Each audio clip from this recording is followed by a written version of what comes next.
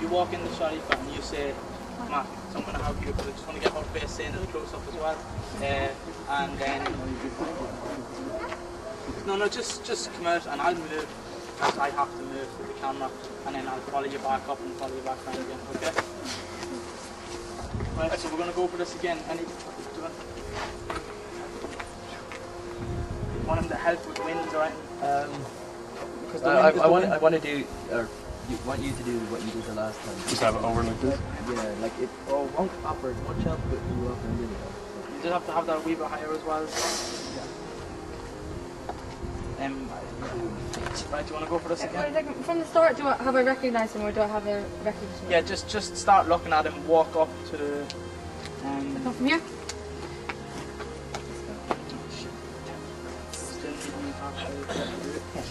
Stop there, right? Okay. So do you want to stand there for a second and get you in focus for just 1 sec? Yeah, so I want you to stop there, and then, yeah, okay? Can I get a sample now, please? 1, 2, 5. Good. So you have to be a bit louder, or? A little bit. Yeah, you just have to be a bit louder. Matt. Karen. My God, I thought you moved to Dublin. Yeah, that's good. Right, we're going to go for this really quick. Right, so you have to walk to that line, okay? So Yeah, just keep looking at him and walk into that line, and when you get there, say... Yep. Right, camera. Camera rolling. Roll 1, scene 9B, take 1. Action.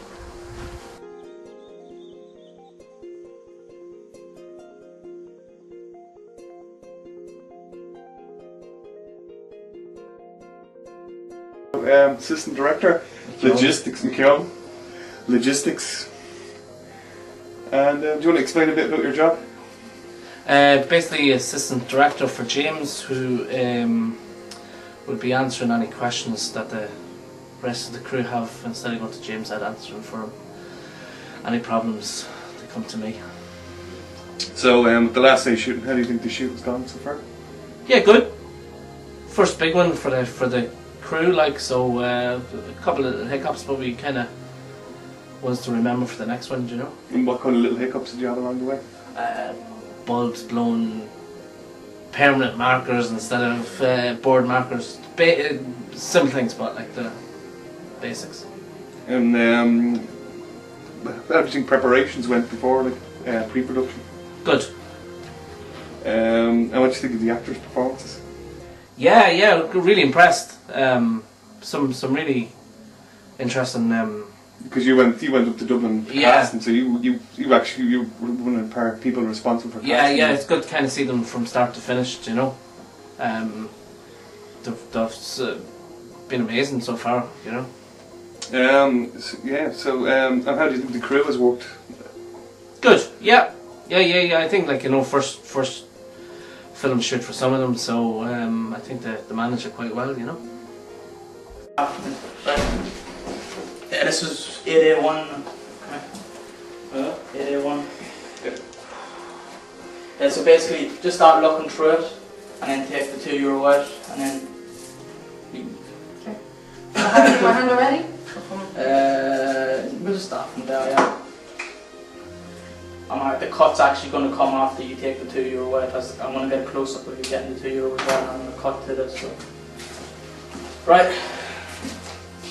I'm going to be panning to the... Oh, you're panning here. Yeah. Okay, so I'll do like this. Cool. Hang on. 1 second. Then you have to use take another step back. Yeah, right. Just a wee bit more. Yeah, there we go. Alright. Right, we're going again. Right on set, please. Sounds rolling. Camera. Roll 1, scene 8A, take 1. Sound By nature. sound by nature, and a sound man, ironically, on this film. What if? Don't let the name fool you. Asshole. So, how do you think the shoot was going? It's going, actually, no, I'm very happy. It's going really well. Like, you know, I've worked with 8 people. Oh, and really? they were crap. No, I gotta say, it's ironically, like, these guys are, like, this is like mostly student production, but it's a lot more professional than a lot of the stuff I've worked on. Yeah. Won't name any names. How many productions have you worked on? Oh, like shorts, about 2 dozen, and a couple of features as well, which may or may not make the cinema, hopefully. Okay. Cross. Wait, hopefully they won't make this film. No, I hope they will make the cinema. Yeah. So, you're a pretty interesting story to tell us, have you? Yeah. There was a bit of a mishap last week because we shot what is like the ending scene of the film, and so I was like, great, we shot that, it went really, really well, and I packed up and I was on the bus heading home to Dublin. Next thing I get a phone call from the director, James. He's like, where are you? I was like, I'm going home. Why? He was like, the film's done. He's like, we just shot the ending. And he's like, no, we're not shooting linearly, we've loads of scenes to do. Fuck you, loads of scenes, the film is finished. Amateurs. And any glitches in sound and stuff like that? Yes, we're going to have to, we botched up a scene last week. We have to reshoot it. Which scene is this? The one in the bedroom with the mother and the daughter talking. The sound was a bit wonky. It was a little bit echoey. We didn't pick that up, and plus the lighting was a bit.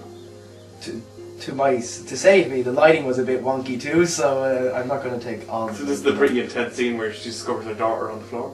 No. It's just the bit where she's in bed, hungover and stuff. But we plan to reshoot it anyway. So I'm kind of off the hook in that respect. Probably shouldn't admit that. You know. Alright, thanks very much. And Brian McDowell don't take the ball money. And Tiger Woods don't go upstairs. How's your band is taking the shot? How would your band take the shot? That's the problem with the footage the other day as well. But it does give a nice light on the back.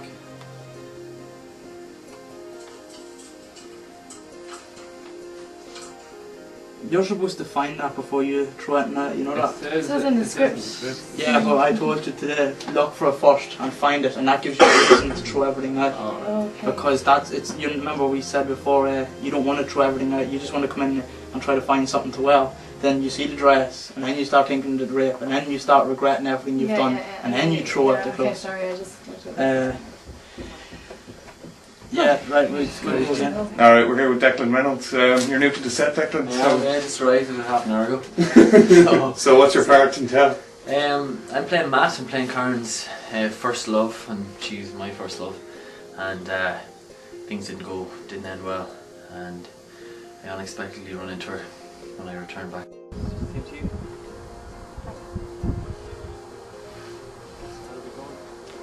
What are you doing tonight? I mean, you're not doing it.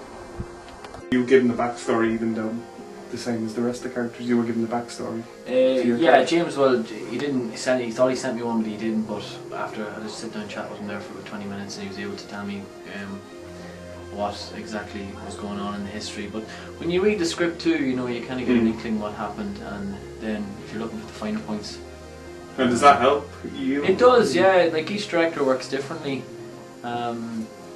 But it does help, you know, it gives you little bits to think, because it's not a case of just saying your lines. Your eyes have to be kind of having different thoughts going on in the head. So you may be saying one thing but mean the exact opposite, and your mind and your eyes. So especially someone like you're joining the crew. We're all being done a few days together now. So coming into that, like, and you have to go, okay, I got switch on. Exactly, you know. So it helps when you have a director who's clued in. He's able to switch off.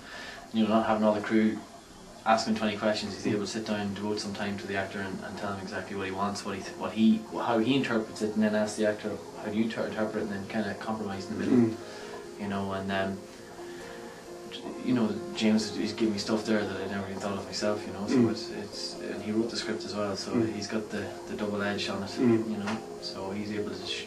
He knows what he wants when he's filming it, and he knows what was in his head when he wrote it. So it's good when you have access to someone like that who's able to give you a pep. And how are the nerves now, just before you go to shoot yourself? I'm excited. I don't get too nervous. I kind of I just get a buzz from it, you know. I'm just excited to try it different ways, and you know, hopefully do it the way James wants it done. Right. You want him to help with wind, right? Because I want to do, or want you to do what you did the last time. Just have it over like this? Yeah, like it won't offer much help with the work I'm doing. You just have to have that a wee bit higher as well. Yeah. Right, do you want to go for this Wait again? a second. From the start, have I recognised him or do I have a recognition? Yeah, just start looking at him, walk up to the... Come from here?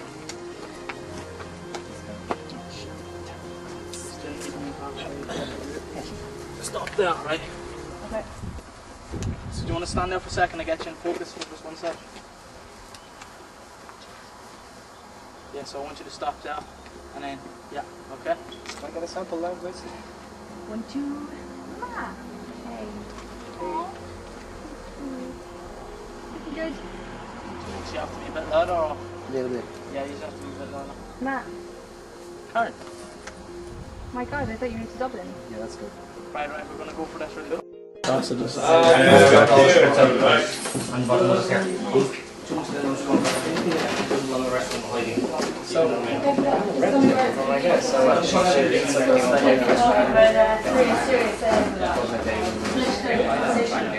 don't really watch this stuff